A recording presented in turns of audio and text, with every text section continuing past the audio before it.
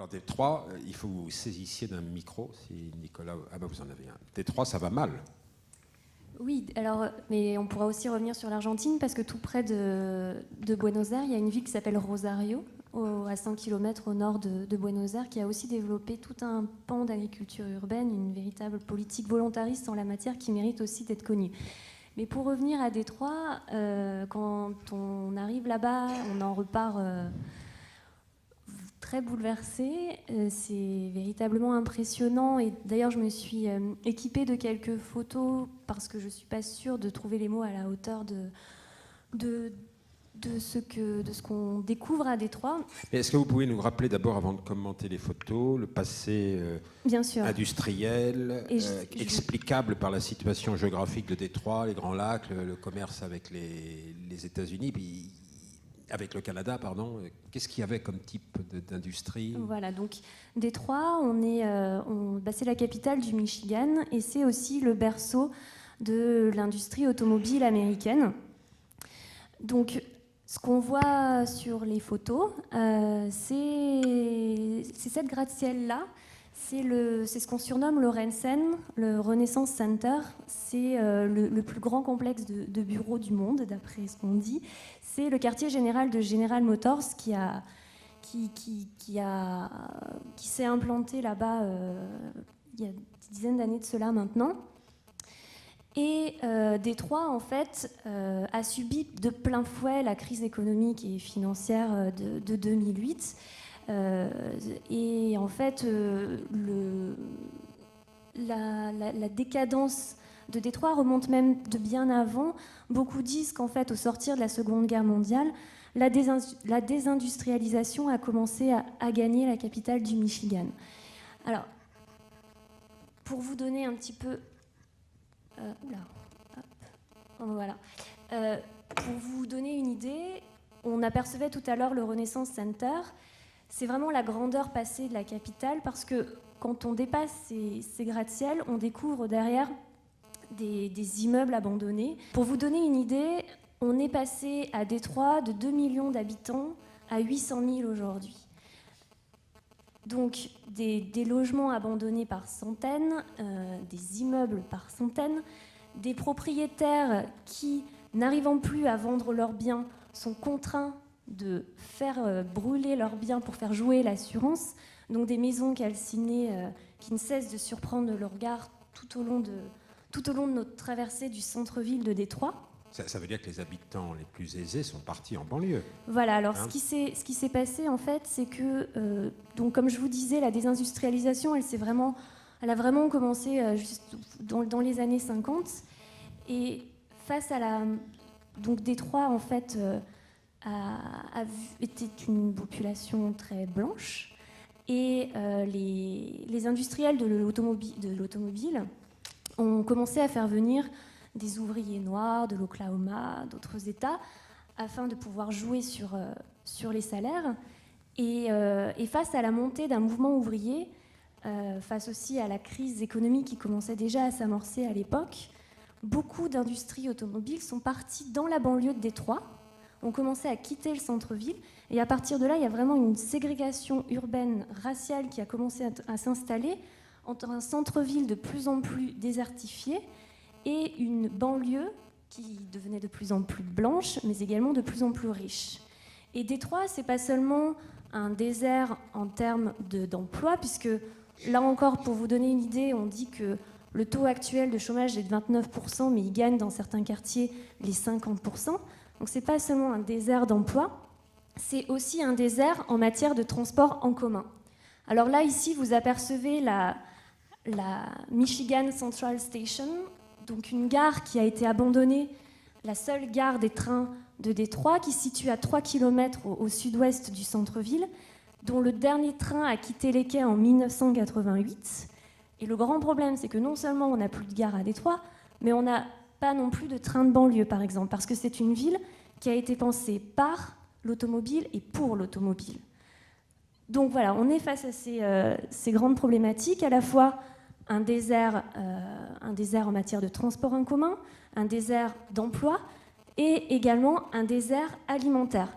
Beaucoup qualifient la situation de Détroit de food desert.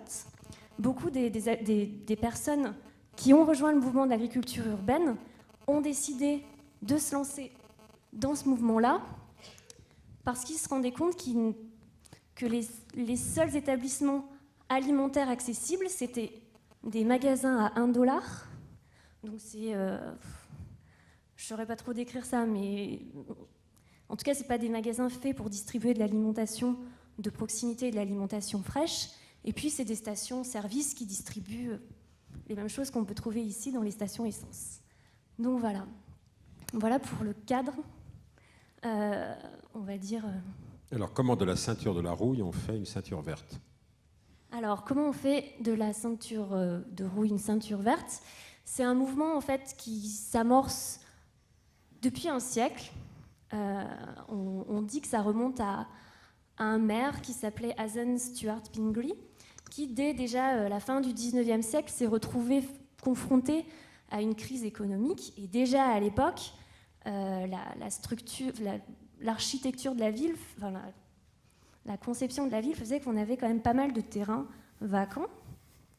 Et donc, face à la nécessité alimentaire, aux besoins alimentaires, il a déjà mis en place à l'époque une politique d'agriculture urbaine. Et puis, donc, comment en distribuant des semences, je sais que, enfin, d'après ce que j'ai lu, il s'est aussi appuyé sur les églises pour former les pratiquants, etc., à l'agriculture, au maraîchage. Et puis... Mais vous savez, il y avait la même chose en France, ça s'appelait la Ligue du coin de terre et du foyer avec l'abbé Lemire, dont vous êtes tous des figures ressuscitées. Et la crise passant, ce mouvement d'agriculture urbaine a eu tendance à s'estomper. Et puis, 50 ans plus tard, la désindustrialisation commence à s'amorcer, mais les maires qui ont défilé à la tête de Détroit n'ont pas su forcément saisir ce qui était en train de se passer sous leurs yeux, puisque, là encore, une donnée qui est toujours assez parlante, c'est que Détroit s'étend sur 350 km², donc 3 fois Paris, et aujourd'hui, c'est 150 km² de jachère. Donc un potentiel d'agriculture assez incroyable. Mais les maires qui sont succédés jusqu'à maintenant n'ont pas réussi forcément à saisir de cette opportunité-là, puisqu'ils misent davantage notamment sur la construction de casinos, parce que cette ville qui reflétait vraiment la grandeur du Michigan, c'était donc la ville de la voiture, c'était la ville du luxe, c'était la ville des casinos, des jeux, etc. Donc on a du mal, les politiques ont du mal à s'approprier la nouvelle réalité qui surgit à Détroit.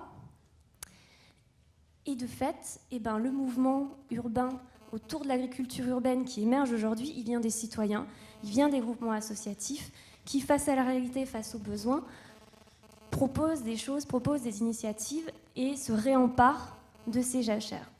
Alors si Vivray était là, il dirait les créatifs culturels. Alors c'est qui?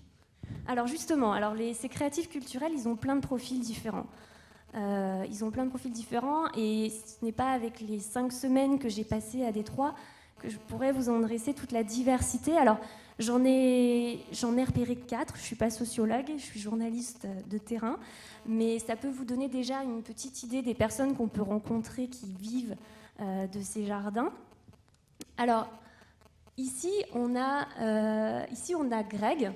Greg, c'est un ancien enseignant qui s'est lancé en fait dans l'agriculture urbaine il y a de cela 5 ans. Ses parents étaient cuisiniers, donc il avait déjà un rapport à l'alimentation. En plus, il cuisinait plutôt dans le bio, etc. Donc il avait déjà un rapport à l'alimentation assez poussé.